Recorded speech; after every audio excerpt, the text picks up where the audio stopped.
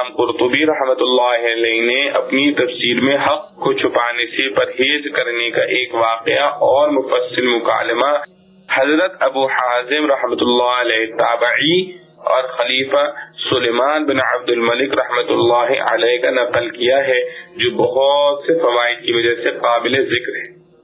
حضرت ابو حازم رحمۃ اللہ علیہ تابعی سلیمان بن عبد الملک رحمۃ اللہ علیہ کے دربار میں مسند دارمی میں سند کے ساتھ مذکور ہے کہ ایک مرتبہ سلیمان بن عبد الملک رحمۃ اللہ علیہ مدینہ طیبہ پہنچے اور چند روز قیام کیا تو لوگوں سے دریافت کیا کہ مدینہ طیبہ میں اب کوئی ایسا آدمی موجود ہے جس نے کسی صحابی رضی اللہ عنہ کی صحبت پائی ہو۔ لوگوں نے بتلایا، ہاں ابو حازم رحمۃ اللہ علیہ ایسے شخص ہیں۔ سلیمان نے اپنا آدمی بھیج کر ان کو بلوا لیا۔ جب وہ تشریف لائے تو سلیمان رحمۃ اللہ علیہ نے کہا کہ اے ابو حازم رحمۃ اللہ علیہ، یہ کیا بے مروتی اور بے وفائی ہے۔ ابو حازم رحمۃ اللہ علیہ نے کہا کہ آپ نے میری کیا بے مروتی اور بے وفائی دیکھی ہے۔ سلیمان رحمۃ اللہ علیہ نے کہا کہ مدینہ کے سب مشہور لوگ مجھ سے ملنے آئے، آپ نہیں آئے۔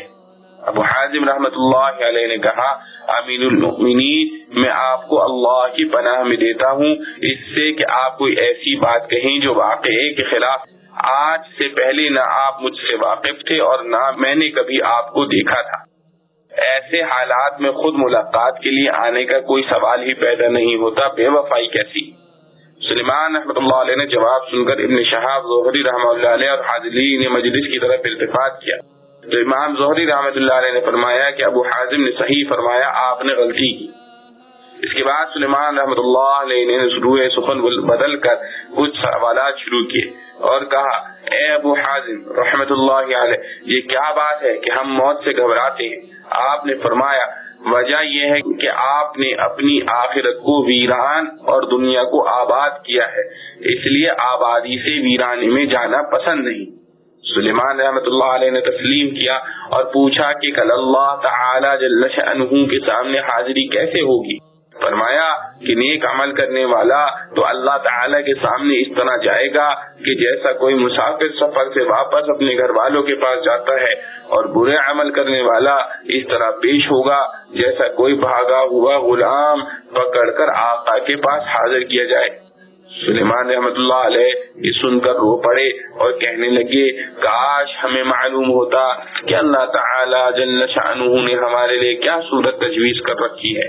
ابو حازم رحمۃ اللہ تعالی علیہ نے فرمایا کہ اپنے اعمال کو اللہ کی کتاب پر پیش کرو تو پتہ لگ جائے گا۔ سلیمان رحمۃ اللہ علیہ نے دریافت کیا کہ قرآن کی کس آیت سے پتہ لگے گا؟ فرمایا، اس آیت سے، ان الابرار لفی نعیم وان الفجار لفی جحیم، یعنی بلا شبہ نیک عمل کرنے والے جنت کی نعمتوں میں ہیں اور نافرمان گناہ شعار دوزخ میں۔ سلیمان نے کہا، اللہ تعالی کی رحمت تو بڑی ہے، وہ بدکاروں پر بھی حاوی ہے۔ فرمایا، ان رحمت اللہ قریب من المحسنین، یعنی اللہ تعالی کی رحمت نیک عمل کرنے والوں سے قریب ہے۔ سلیمان رحمۃ اللہ علیہ نے پوچھا، اے ابو حازم رحمۃ اللہ علیہ، اللہ کے بندوں میں اے ابو حازم رحمۃ اللہ علیہ اللہ کے بندوں میں سب سے زیادہ کون عزت والا ہے؟ فرمایا، وہ لوگ جو مروت اور عقل سلیم رکھنے والے ہیں۔ پھر پوچھا کہ کون سا عمل افضل ہے؟ تو فرمایا کہ فرائض و واجبات کی ادائیگی حرام چیزوں سے بچنے کے ساتھ۔ پھر دریافت کیا کہ کون سی دعا زیادہ قبول ہے؟ تو فرمایا کہ جس شخص پر احسان کیا گیا ہو اس کی دعا اپنے محسن کے لیے اقرب الی القبول ہے۔ پھر دریافت کیا کہ صدقہ کون سا افضل ہے؟ تو فرمایا کہ مصیبت زدہ سائل کے لیے باوجود اپنے افلاس کے جو کچھ ہو سکے اس طرح خرچ کرنا کہ نہ اس سے پہلے احسان جتائے اور نہ ٹال مٹول کر کے ایذا پہنچائے۔ پھر دریافت کیا کلام کون سا افضل ہے؟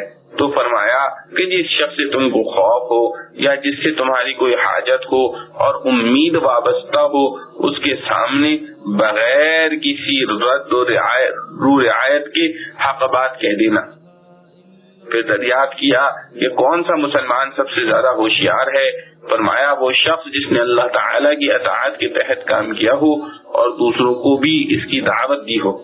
پھر پوچھا کہ مسلمانوں میں کون شخص احمق ہے؟ فرمایا وہ آدمی جو اپنے کسی بھائی کی اس کے ظلم میں امداد کرے، جس کا حاصل یہ ہوگا کہ اس نے دوسرے کی دنیا درست کرنے کے لیے اپنا دین بیچ دیا۔ سلیمان رحمۃ اللہ علیہ نے کہا کہ صحیح فرمایا۔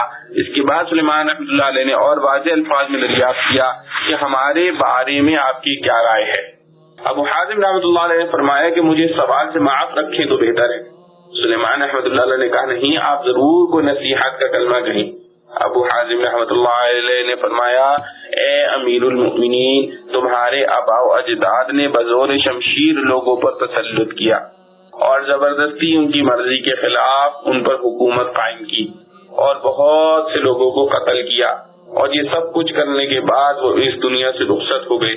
کاش آپ کو معلوم ہوتا کہ اب وہ مرنے کے بعد کیا کہتے ہیں اور ان کو کیا کہا جاتا ہے۔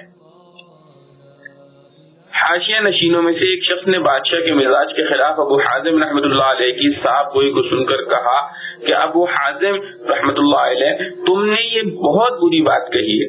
ابو حازم رحمۃ اللہ علیہ نے فرمایا کہ تم غلط کہتے ہو، بری بات نہیں کہی بلکہ وہ بات کہی جس کا ہم کو حکم ہے، کیونکہ اللہ تعالی نے علماء سے اس کا عہد لیا ہے کہ حق لوگوں کو بتلائیں گے، چھپائیں گے نہیں۔ لَتُبَيِّنُنَّهُ لِلنَّاسِ وَلَا تَكْتُمُونَهُ، یہی وہ بات ہے جس کے لیے طویل حکایات امام قرطبی نے آیات مذکورہ کی تفسیر میں درج فرمائی ہیں۔ سلیمان رحمۃ اللہ علیہ نے پھر سوال کیا کہ اچھا اب ہمارے درست ہونے کا کیا طریقہ ہے؟ فرمایا کہ تکبر چھوڑو، مروت اختیار کرو اور حقوق والوں کو ان کے حقوق انصاف کے ساتھ تقسیم کرو۔ سلیمان رحمۃ اللہ علیہ نے کہا کہ ابو حازم رحمۃ اللہ علیہ، کیا ہو سکتا ہے کہ آپ ہمارے ساتھ رہیں؟ فرمایا خدا کی پناہ۔ سلیمان رحمۃ اللہ علیہ نے پوچھا یہ کیوں؟ فرمایا کہ اس کے لیے کہ مجھے خطرہ یہ ہے کہ میں تمہارے مال و دولت اور عزت و جاہ کی طرف کچھ مائل ہو جاؤں، جس کے نتیجے میں مجھے عذاب بھگتنا پڑے۔ پھر سلیمان رحمۃ اللہ علیہ نے کہا کہ اچھا آپ کی کوئی حاجت ہو تو بتلائیے کہ ہم اس کو پورا کریں۔ فرمایا ہاں، ایک حاجت ہے کہ جہنم سے نجات دلا دو اور جنت میں داخل کر دو۔ سلیمان رحمۃ اللہ علیہ نے کہا کہ یہ تو میرے اختیار میں نہیں۔ فرمایا کہ پھر مجھے آپ سے کوئی اور حاجت مطلوب نہیں۔ آخر میں سلیمان رحمۃ اللہ علیہ نے کہا کہ اچھا میرے لیے دعا کیجیے۔ تو ابو حازم رحمۃ اللہ علیہ نے یہ دعا کی، یا اللہ اگر سلیمان آپ کا پسندیدہ ہے تو اس کے لیے دنیا و آخرت کی بہتری کو آسان بنا دے، اور اگر وہ آپ کا دشمن ہے تو اس کے بال پکڑ کر اپنی مرضی اور محبوب کاموں کی طرف لے آ۔ سلیمان رحمۃ اللہ علیہ نے کہا کہ مجھے کچھ وصیت فرما دیں۔ ارشاد فرمایا کہ مختصر یہ ہے، اپنے رب کی عظمت و جلال اس درجے میں رکھو کہ وہ تمہیں اس مقام پر نہ دیکھے جس سے منع کیا ہے، اور اس مقام سے غیر حاضر نہ پائے جس کی طرف آنے کا اس نے حکم دیا ہے۔ سلیمان نے اس مجلس سے فارغ ہونے کے بعد 100 گنیاں بطور ہدیے کے ابو حازم رحمۃ اللہ علیہ کے پاس بھیجی۔ ابو حازم رحمۃ اللہ علیہ نے ایک خط کے ساتھ ان کو واپس کر دیا۔ خط میں لکھا تھا اگر یہ 100 دینار میرے کلمات کا معاوضہ ہے تو میرے نزدیک خون اور خنزیر کا گوشت اس سے بہتر ہے، اور اگر اس لیے بھیجا ہے کہ بیت المال میں میرا حق ہے تو مجھ جیسے ہزاروں علماء اور دین کی خدمت کرنے والے ہیں، اگر سب کو آپ نے اتنا ہی دیا ہے تو میں بھی لے سکتا ہوں، ورنہ مجھے اس کی ضرورت نہیں۔ ابو حازم رحمۃ اللہ علیہ کے اس ارشاد سے کہ اپنے کلمات نصیحت کا معاوضہ لینے کو خون اور خنزیر کی طرح قرار دیا ہے، اس مسئلے پر بھی روشنی پڑتی ہے کہ کسی طاعت و عبادت کا معاوضہ لینا ان کے نزدیک جائز نہیں۔